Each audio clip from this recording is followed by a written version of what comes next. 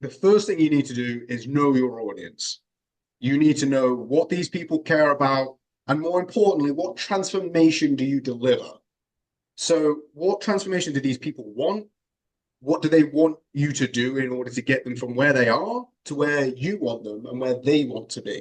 Welcome to Unstoppable Podcast with Harry Sardinas, inspiring conversations with influential millionaires, investors, thought leaders, entrepreneurs who are making a massive difference with their innovative products and services, and sharing the challenges and the wisdom of how they sold their first million. How would you like to achieve your first million? And today we have John joining us. He's a business coach and he helps world-class entrepreneurs to go to the next level. So John, tell us, what are the 5 steps to make your first million? Hi, Harry. Thanks for having me here. So the 5 steps are kind of in 2 different stages. If you're first starting out, things are a bit different than if the business has really got some traction. So if you're just starting out, the first thing you need to do is know your audience. You need to know what these people care about, and more importantly, what transformation do you deliver? So what transformation do these people want? What do they want you to do in order to get them from where they are to where you want them and where they want to be? That's step 1, know your audience. Step 2 is to craft that offer, and it should feel like an absolute no-brainer. I think Hormozy is the person that made that most famous, but it should feel like an easy decision to say yes, that they would be silly to say no. And the way that you do that is when you know your audience, you can figure out what problems they have, and then you can say, okay, here are the solutions I can offer that help them get from where they are to where they want to be. And you can package those together into things that are easy for you to deliver, but highly valuable for the client. So step 2, know your offer, craft an offer that is hard to say no to. Step 3, again, this is if you're starting out. Sorry, go on. I love it. Very good.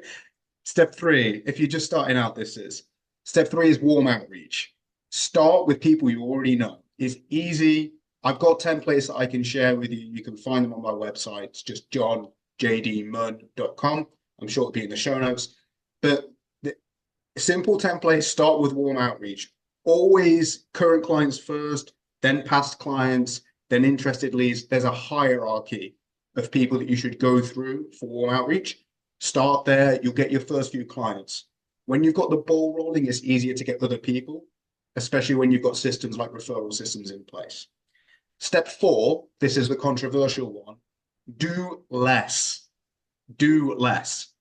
Okay, this is probably my favorite step, the one that I think is most important, apart from knowing your audience. Do less. I see so many entrepreneurs that go out there and they start an Instagram, a YouTube, a Facebook, a LinkedIn, a Pinterest, or whatever the hell else. And these people, they do so much. There is a reason why big businesses have an entire team of people for each platform.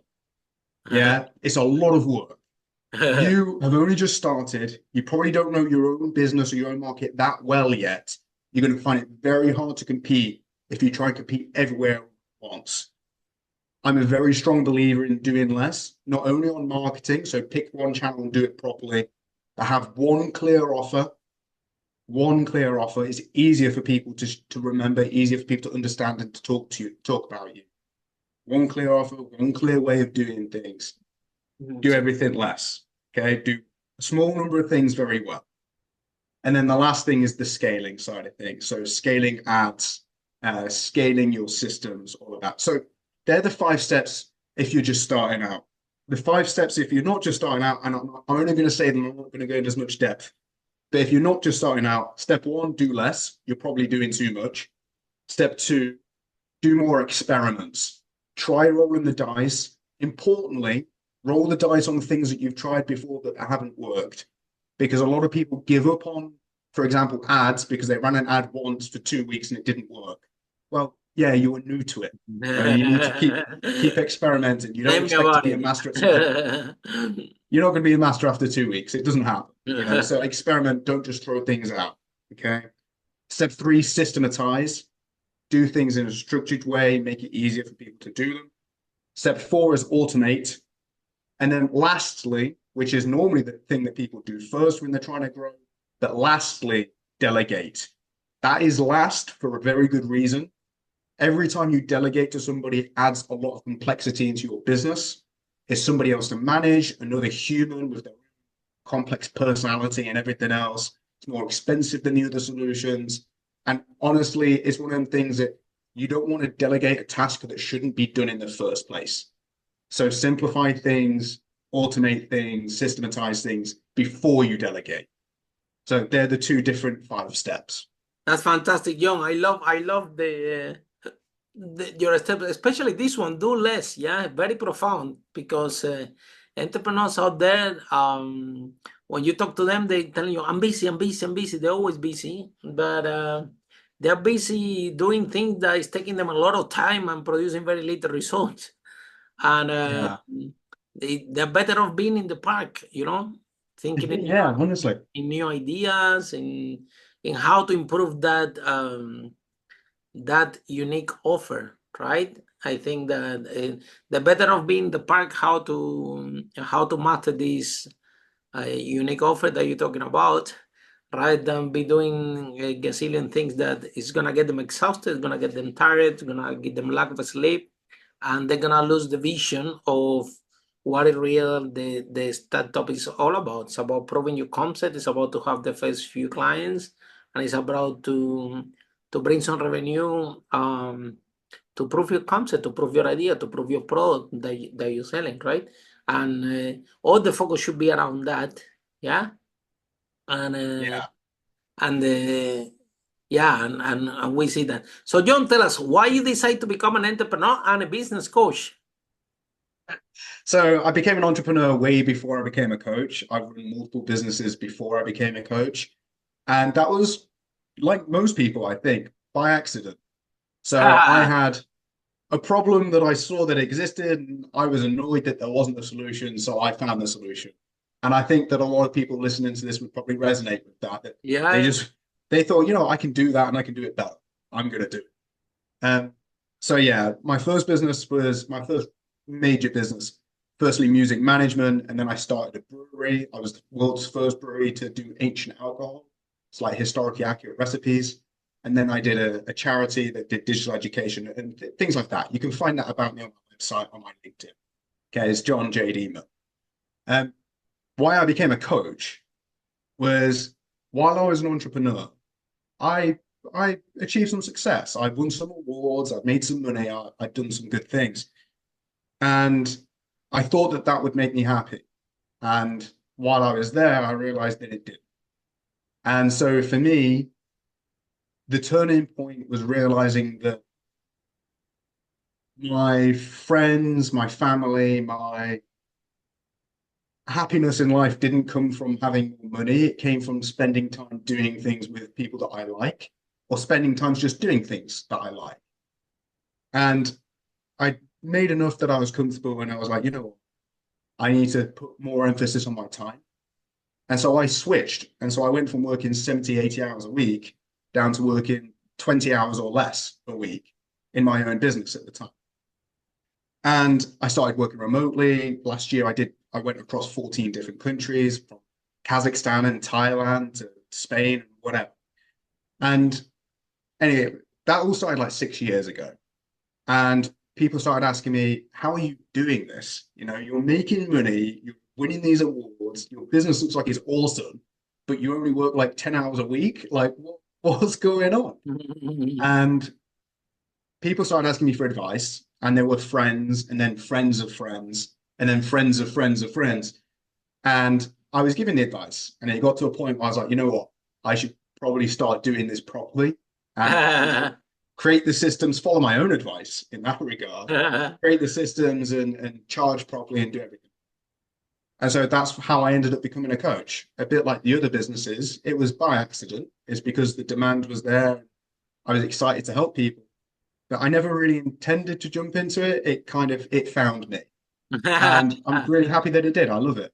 It's a great story. Probably a lot of people a lot of entrepreneurs that we interview in this podcast, when we ask how they started the business, right? They say, well, it was a problem. I solved it for myself, and because I solved it for myself, I start to help other people around. Yeah, and and this is very profound. There are a few things, that entrepreneurs should know, right? That having a business, it doesn't mean that you have to work 24/7, right? Totally the opposite. My cousin, he has a refurbished company, right? And he's the owner. He has people working for him. And the other day he came to me and told me that he's saying no to clients because he cannot do all the job, and he wants to be involved in all the job with all his team, and he's saying no to them. I have a conversation with him and said, look, the more you do work in that business, the more you decrease the value of that business. The whole point is not you have to be there. The whole point is how can they do the whole thing without you? That's what you have to yourself out of the business. Yeah, how can you? Otherwise, you will be trapped there forever. It doesn't work. And then when you're gonna sell it, it was nothing because the business doesn't run if you go around. So you work all your life for nothing. So if you're working 70 hours a week in your business, you don't have a business, you've got a job. You've got your own job. And I think a lot of that comes from before people start businesses, they usually have jobs before. That's how it normally is. And when you start a business, a lot of people don't know many entrepreneurs. They normally find entrepreneurs after they've started. They start by accident, like everybody is. Yeah, I think the mistake that I see a lot of people do is they end up building their business. They end up building their role as the owner of the business into something that looks like a job, like how it looks like when they worked for somebody else. And they don't realize they're doing that, but they do it because that's what they're comfortable with. But then when they get to know other founders, it's like a totally different way of doing things. When you run multiple businesses, what you do on a day-to-day is completely different to what an employee does. And first-time founders make the same mistake where they make their role in the business looking like a regular job, and it shouldn't. It shouldn't look anything like a job. You shouldn't be doing the 9 to 5. You shouldn't be doing 70 hours a week or anything like this. And you don't need to do that. Actually, you'd be better off working fewer hours, but working the right things and having that high energy and finding points of leverage, places where you can make a little bit of change that makes a big difference. When you're working 70 hours a week, you're not doing it. So one of the first things that I need to do normally is break that belief that you should be working 70 hours and that it should feel like a job. It shouldn't. You're a business owner. You're not an employee. Follow us for more interviews with world's most influential, audacious entrepreneurs that overcame challenges and adversity, providing you with the blueprint of how they sold their first million so you can grow your business exponentially.